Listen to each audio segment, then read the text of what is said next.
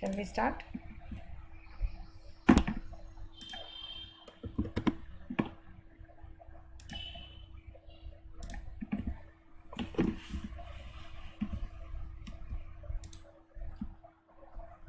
So far we are working with the Spring REST applications where we are implementing with RESTful web services to communicate with the backend, with the collections, and to perform with all RESTful methods like post method, put method, get method, delete method.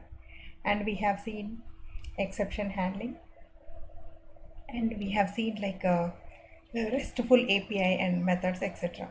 Now we are going to continue with integration with the database. JPA integration. In the previous module, we have learned about JPA. JPA layer we were using at DAO class. So to connect with the database, we were creating a DAO layer. In a DAO, we have an interface and we have an implementation class using which we are connecting to the database. Here we need entities. We have seen what is an entity, how the entity class is going to represent your table in the backend, right?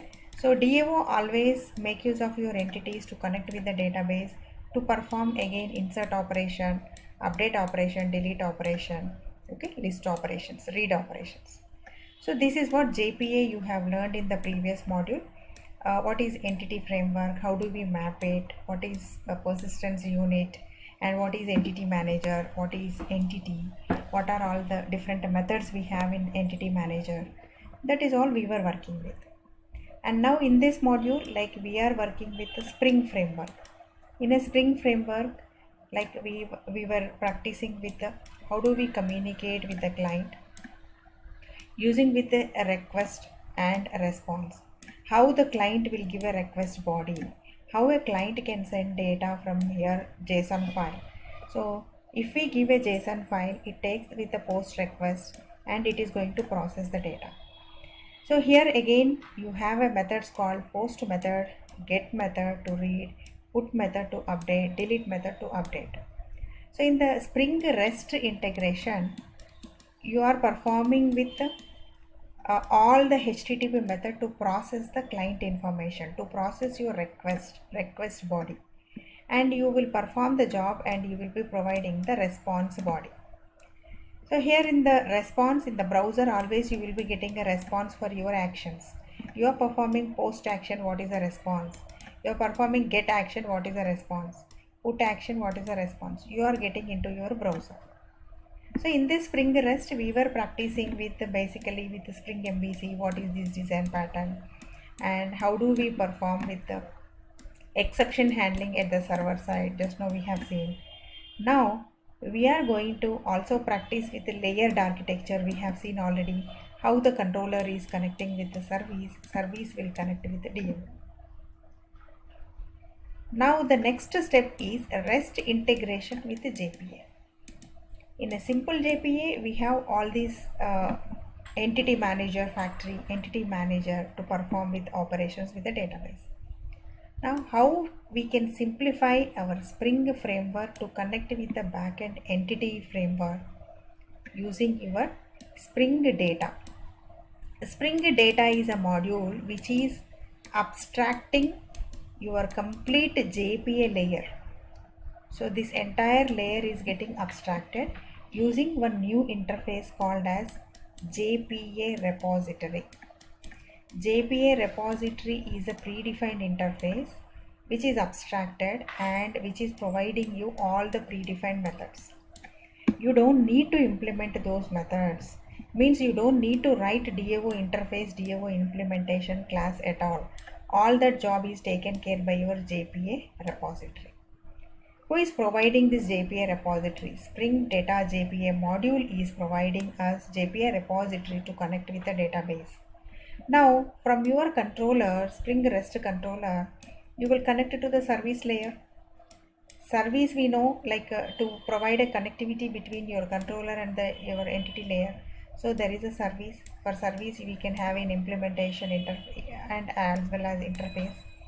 Now controller will call your service. Service will call your JPA repository. You are not going to use now at all this DAO classes. DAO interface, DAO implementation not required. We are going to use with JPA repository. And one more new element here we are going to add called as the data what we are getting from the client request, the request body, whatever data we are getting, let us say employee data I wanted to perform. I will enter some data here in the JSON format.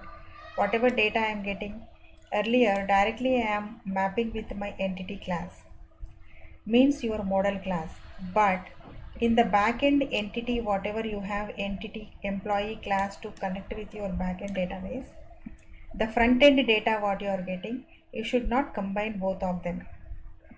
We will maintain it as a separate layer. The data coming in, we will call it as a model, or also we will call it as value object, also called as DTO object, data transfer object. It is just to receive the data coming in from the client and store in this model class. Whereas here you have an entity class which represents the backend data, right? So this is a separate class which we need to secure from our external world. So for securing purpose, we maintain the entity separately and the model classes separately. Then how I store the data coming in into entity class, right? Earlier, whatever data we are getting it directly, we are storing into this entity, it is going to be stored here, simplest way. But now we are making them into two parts. One is model at the front end, entity at the back end. But somewhere when we wanted to persist the data, we have to map it. Take the data from here, put it into entity. Map the data coming from your model class into your entity, then entity will be persisted. This is the new mapping is needed. Where do you do this mapping? We will write a utility file. Whenever you do some utility kind of job, like which is required repeatedly, we go and create a simple util class. In the util class, we write some map method. In this map, we take this model class, read from there and put it into entity. Get from here, set into entity. Get ID, set ID. Get name, set name. Okay, get product and set product. Like that, you will be mapping it. That is what is a new thing we are going to learn now to map the data. So in this Spring Data REST, now we are integrating this Spring module to process your client information to perform all your HTTP methods. At the same time, the backend entity layer we have to integrate to retrieve the data, to perform update the data from the database. Postgres database we are going to use to perform all these updations, deletions. Okay, anything whatever you do it from your controller class, it should be affected to the backend. In the previous example, we were just doing with some static collection we have taken. Within the collection, we are doing the job. The same thing, next step we are going with is Spring Data JPA. What is this Data JPA? How it is abstracting your entire entity layer? We are going to look into this slide now. So Spring JPA integration. So here in simple JPA entity framework, we are working with a database with the tables and mapping. Now, Spring framework is providing an integration with this JPA. Earlier, we have a Spring JDBC, very low level, Spring ORM with the Hibernate, and then we can perform with the transactional statement, query retrieval operations, CRUD operations, everything we can practice with by integration your Spring with the JPA. First of all, resource management is easy and implementations, transaction strategies can be maintained. Means any kind of CRUD operations, insert, delete, update can be done easily. Resource management is taken care by your Spring libraries itself. We don't need to create an object, close an object, perform exception handling related to your DB communication. All that boilerplate code you don't need to implement. The benefits of JPA, right? This is quick and easy persistence configuration, very lesser configuration here. Automatic entity management is possible, easy for testing, and a very big set of exceptions are possible to handle with data related exceptions. integration can be done, automated transaction management can be implemented. So here it will easily look up for your data source. We will configure in application.properties file, and then it will create the persistence unit. You don't need to create persistence .xml file at all. And you will be using with the repository. What is the JPA repository? We are going to look into practical session. And we will be configuring with the data source properties. Still the way we are writing here is still showing XML configuration, but there is no more XML configuration. We will be writing into JSON format in application.properties file. The same properties like database properties to be connected with. Then after we have JPA, there are various JPA vendors. Suppose if you wanted to connect with Hibernate or TopLink, Batis, that is going to vary with. And JPA specification, which allows you to perform all transaction related logics, and we can manage our entire JPA related logics within an application level or at the server level. Both the way it is possible. Within the application level, we will be using with local entity manager factory. This should be configured in persistence.xml. We have seen in JPA module, but now in Spring Data JPA it is no more required. So entity manager factory is to get all the entity related interfaces to process with the database communication. And here we are going to use with annotations to get connected with an entity manager like persistence unit and persistence context, so that when we call that at repository, that class will become a DO class. You don't need to write an explicit DO class at all. And you will be using all these predefined methods. You will never write any custom methods here unless until some customized query is required. We will look into the example. So in the traditional Spring JPA, you will be creating all these objects, okay? Manager and then persistence context, and you will be adding this transaction manager and your data source properties, etc. But in Spring Data JPA, you are going to further simplify your code. You don't need to write any repository code. You don't need to write any DO class and implementation class. Okay. So that is what we are going to use with. Simply we write an entity class. Let's say we are working with a student class, we write an entity class and we write a repository. Just we need to write one interface, that's all. Write an interface with your entity repository name, which should extend JPA repository. And here there are two attributes you need to give, two params. One is your entity class name. Second one is your primary key value. What data type it is, you need to mention. If you write this interface, that's all enough. Your DAO layer is completed. You don't need to implement any methods, because the JPA repository is giving, according to your student class, what are all the basic operations are needed, like find student, find all students, remove student, update student, delete student. All methods are default, it is providing you. How it is possible, we are going to see practically. That is about JPA repository. We will look into the example. Now observe carefully, this is an application where previously we were doing with the product, with the array list, with the collections. Now we are going to connect with the database. To connect with the database, here the new dependency is needed called Spring Boot Starter Data JPA. This is a new starter we need, Data JPA starter. And as we are connecting to the database, we need a database dependency. These two are mandatory apart from your Spring Boot starter web. And then first of all, we will have a demo class to start your project. This is mandatory every time. And there is an here is called entity class, for which the table name we are giving so and so. Any name you can give. And primary key column, once again JPA part here, ID and name of the column. Product ID is a primary key, product name, price, setters and getters. This is entity class. There is another class, I said model class. I said here, like always, there is an entity class in the backend which is representing your table. The data coming in from your front end is called as a model class. Both looks like same, but this is an entity, but this is a model. Model is no way connected to your table. Okay, so that's what is this DTO object.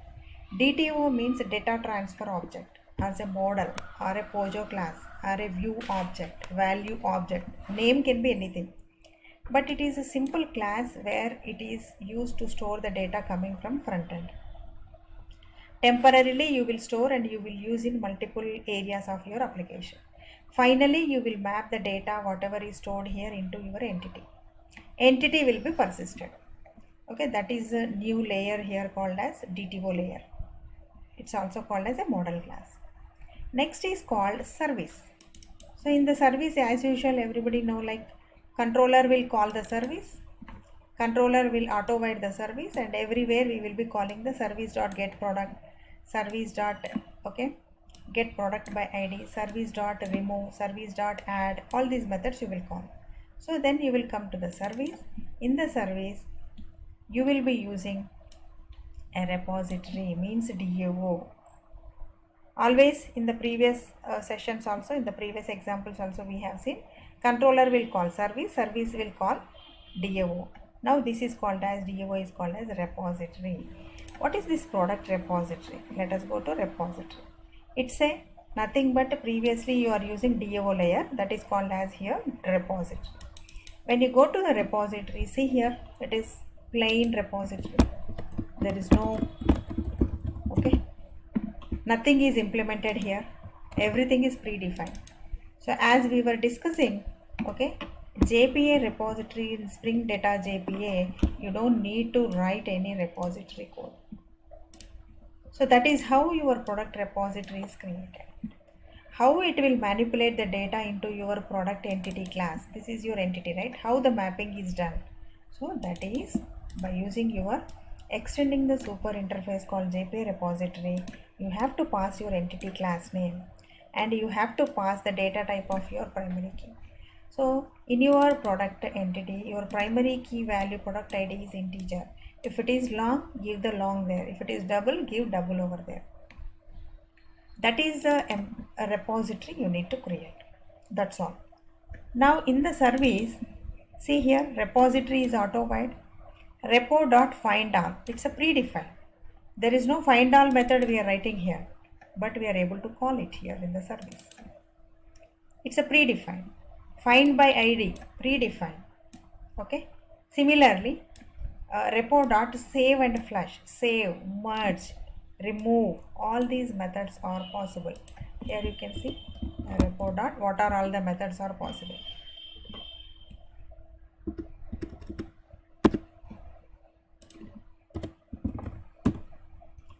See count, delete, delete all, delete by ID. Okay, find all, find by ID. Within that repository, all these methods, so save and merge, save and flush. Okay, all these methods are possible. So that is the advantage of Spring Data JPA, right? So now I wanted to load all my products details. So as soon as I get into my REST controller, so I am going to load all the products, get all products. So I am giving get mapping, my path is products and media type is JSON. It's not mandatory. Even if you don't give this also, you will get it. If you don't give this also, you will get a JSON format. Okay.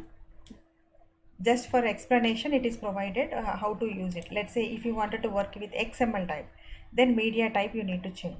If you wanted to get it in HTML type, pure text type, the media type you need to change. So now service.getProducts will return a list of product objects, and then you will be displaying as a response entity with the status okay. It will give a response.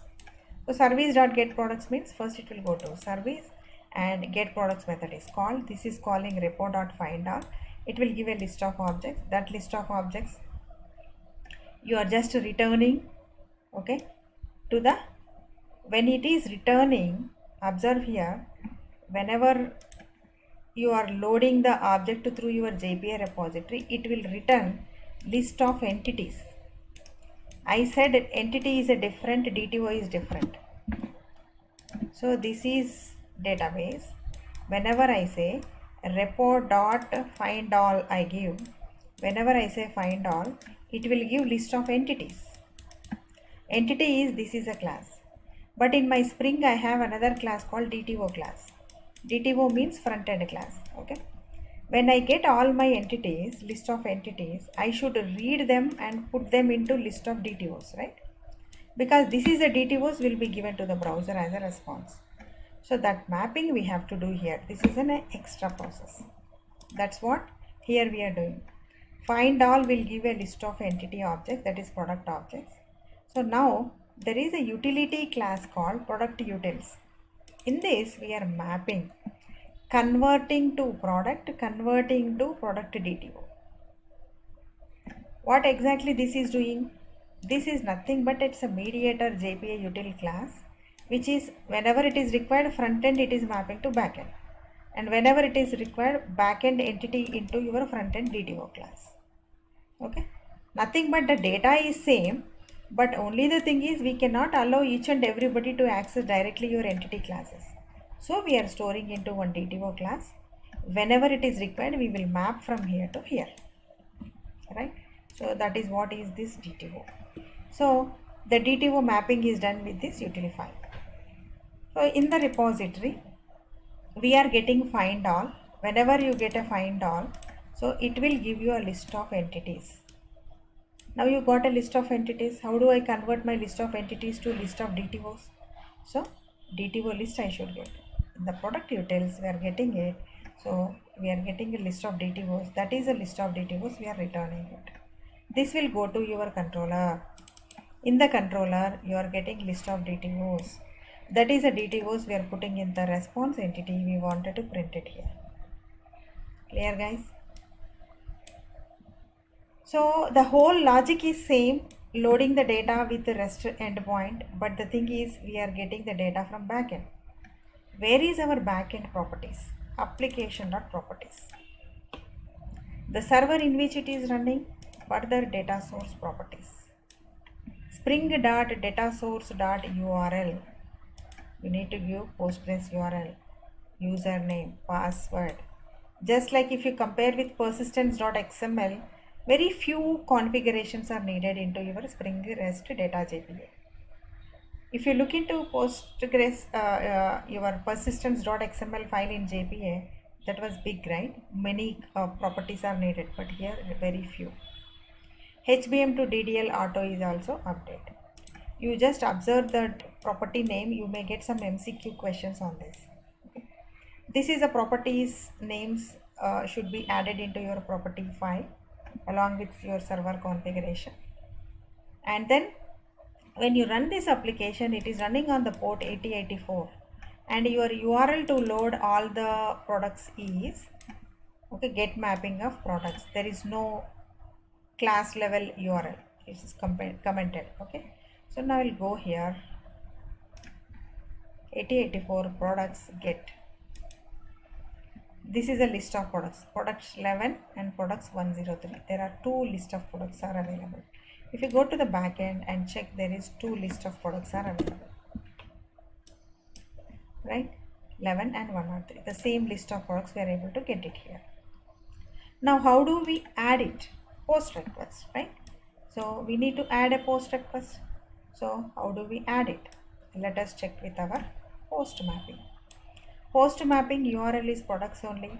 Here we will give the request to body, that is DTO class, and we will call service.add_product. It will go to the service.add_product method is next. Add product, into which you take a repo and you will say save and flush. It's a predefined method, and it will convert your DTO to entity. Convert to entity, then it will store. So what is this repo.save and flush? In the repository, if you go, there is no save and flush. It's a predefined method we are calling, using which it gets stored into the database, right? Let us do with that post request. So go to the post. First of all, we will take the structure of one JSON file to copy the data.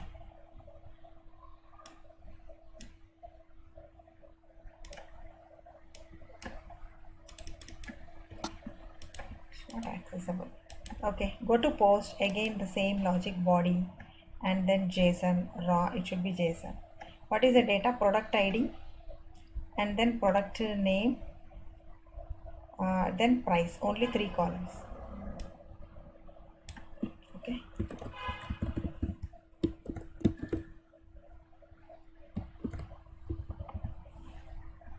So product ID I wanted to give 2020. Product name is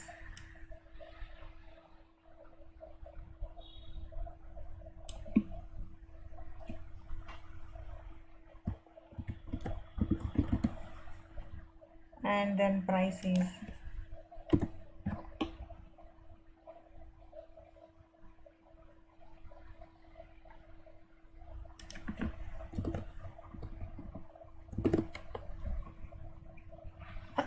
this is a 3 columns, right? Product ID, product name, and product price.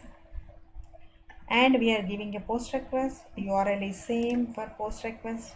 Go to the controller. You see here the post mapping URL is this.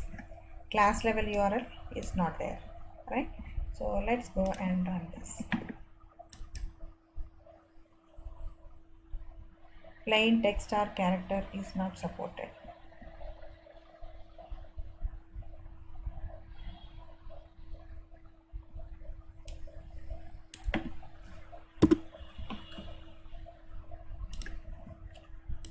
Let me check here. Product ID, name and price, right? And in the utils,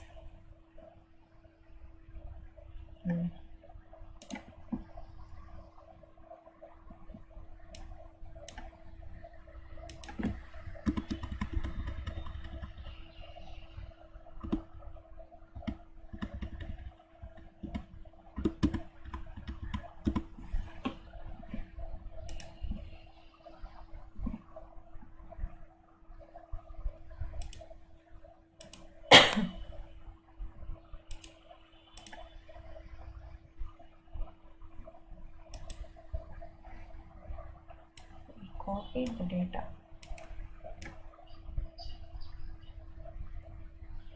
Okay.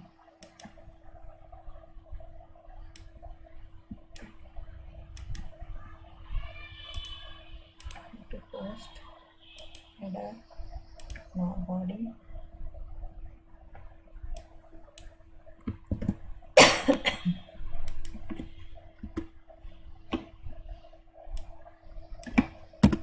Okay, product ID 51.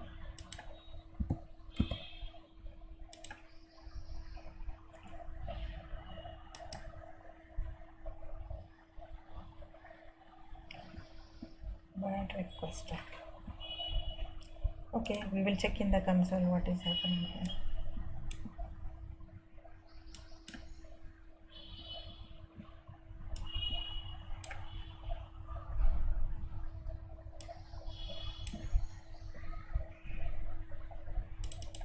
Controller. So when something is going wrong, you need to check step by step. You have to use loggers actually.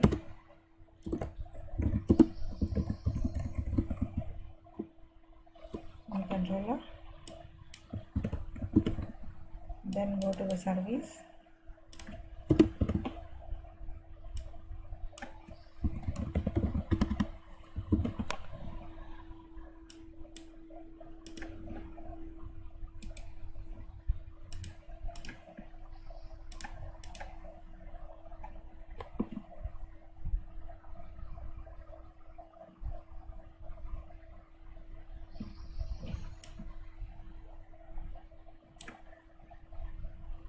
So server is started. Get request is working. Post request.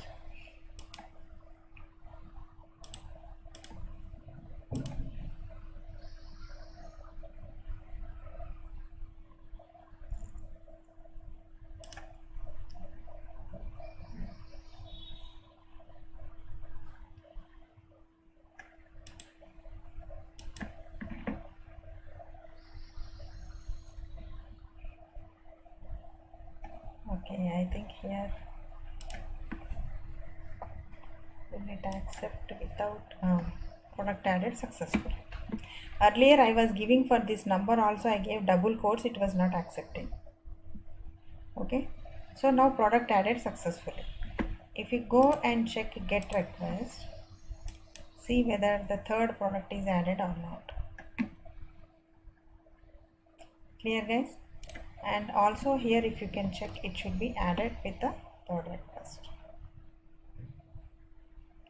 Following guys, add request.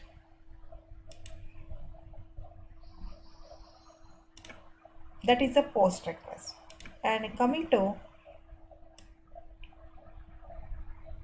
so here you can observe here in the console when it is processing with your in service in controller, right? You can observe that messages what we have tested. And next is we wanted to go with the other implementation. What is that? Get product by ID. So in this example also we are using with the exception handling. If you want, you can practice it. So we are passing a path variable product ID. If it is not matching, product not found exception is thrown.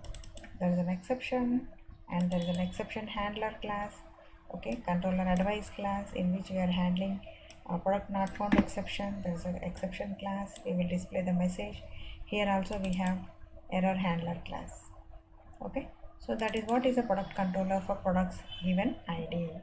So let's go here. 11, 103, 51 we have. So let us give 51.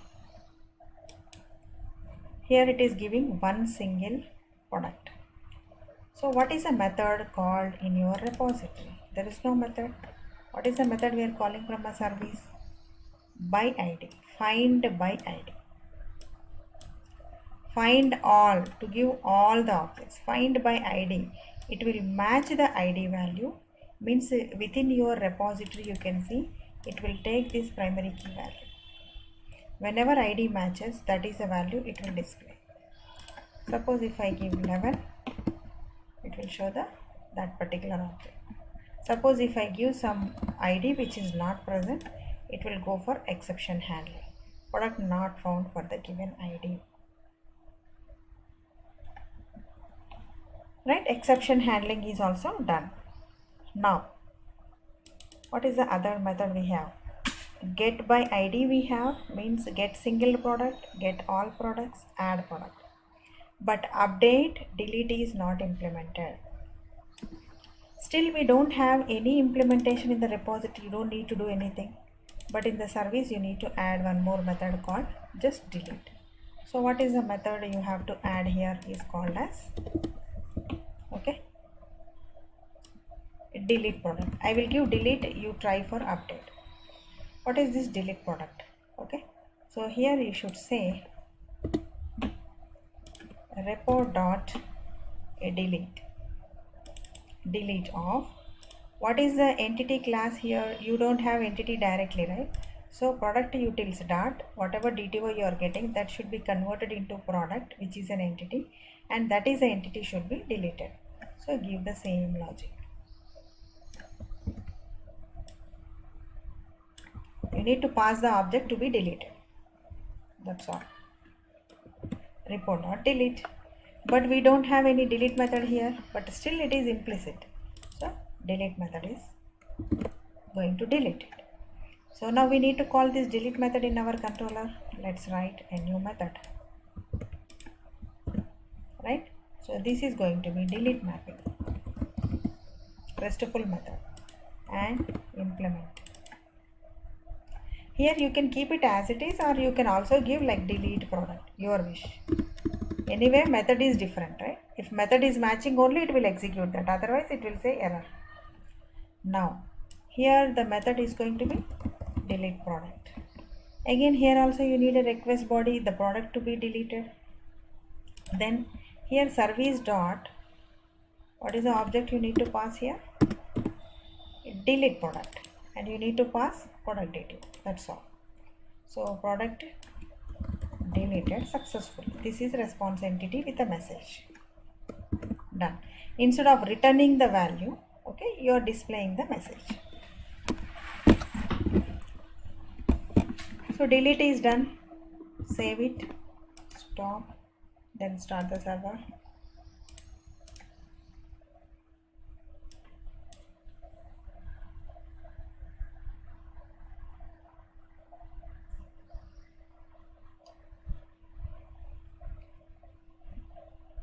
So first let's go and get all the products first.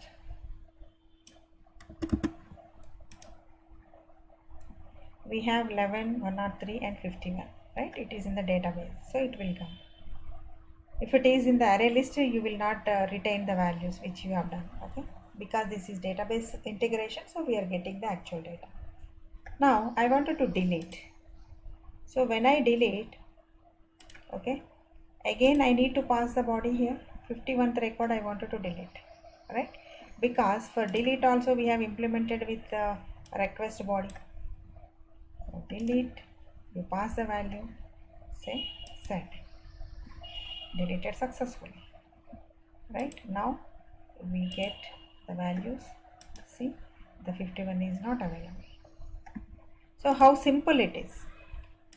Nothing but here in service you are calling delete. Okay, you are implementing delete method. You are calling repository dot delete, but in the repository nothing is there. Means this is a JPA repository is providing you all the predefined methods. You just need to explore on that JPA repository API. So you need to explore what are all the available methods, okay, in the JPA repository. You can just go to, yeah, here you can see what are all the methods are available, what all the interfaces it is implementing. Okay, repository, query by example, then pagination and sorting, CRUD repository. Means while we are loading the data from database, we can perform CRUD operations, update, delete, get, those methods. Paging and sorting. Further, the data what you are getting here, loading through this request object, if the database is having thousands, millions of records, further you can give sorting option, predefined, pagination option. Page wise you can load every time 10 records or 50 records like that. So such features are available with the JPA repository. And what are all the methods available in the JPA repository? All are predefined. Like we were practicing with the find all, find by ID, delete, right? Save and flush. You just explore on this part. With this, your database operation is done very much simplified. You are not writing anything. But further, if some customized methods are needed, means in my controller, I wanted to delete according to my own custom logic. I am not simply delete every time when my product ID is matching. So then we need to write some custom queries. So with the custom queries, we have a different example I'll be giving in the next session. So here we can also write a custom exception. So this is about JPA repository with the Spring Data JPA implementation. Without writing any code for your repository, for your DAO layer, we are able to perform with all CRUD operations. Even update also you can do. So how do you implement your update object, right? So simply put request. You will say put mapping,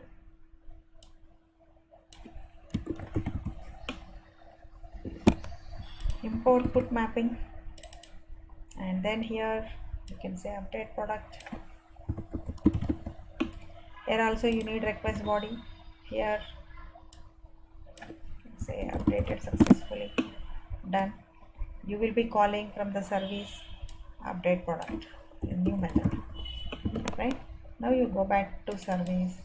Now in the service you write a new method called update product, right? In this update again you are passing it here repo dot, right? So here you can see repo dot the methods, right? So here you will be using with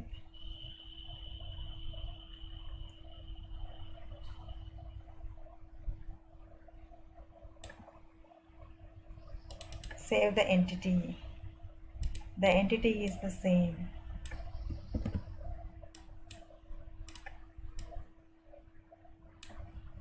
11 match.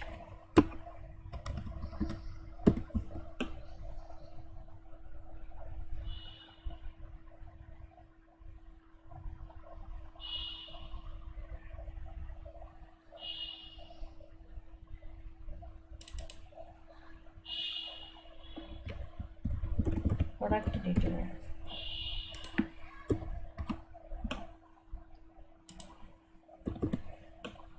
So done.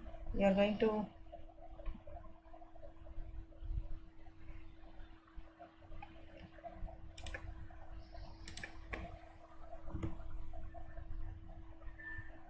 okay. You need to map it, right? Because it's not an entity. Product DTO is a DTO object. You need to map it with an entity. Only entity classes it will accept all these predefined methods. So save. And that's all. Now, when you are going to run this application, you just need to call with a put request.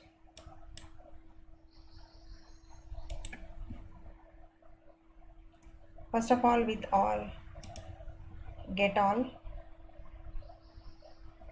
you have 11 and 103.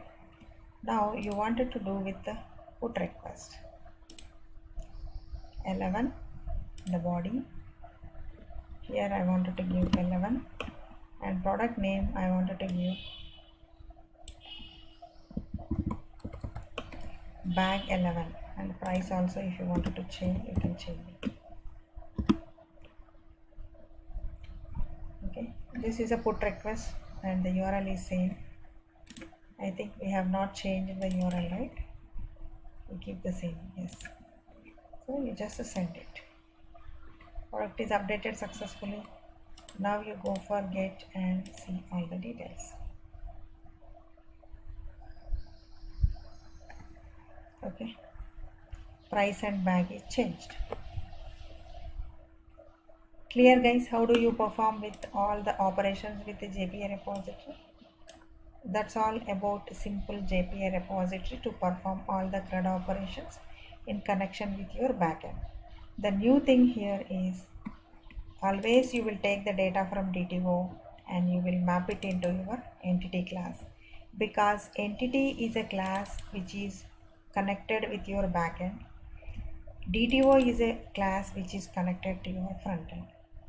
Always there should be a separation. Every time we cannot allow the end user client to directly connect with the entity. That is the reason we are using it. And as usual, we are also handling with exceptions with this application. Whenever the ID is not present here, so some ID which is not present, it has to throw a product not found exception. So that is what is the exception handling done.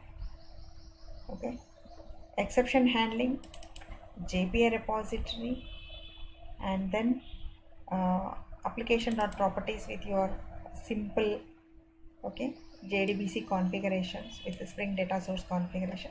This is what is the new things you have to observe in this application. Further, we will do one more example with custom query. How do we write a custom queries? First, if you are comfortable with this, we will be practicing with the custom query. That's all about Spring Data JPA, which simplifies your implementation of your CRUD operations with the database.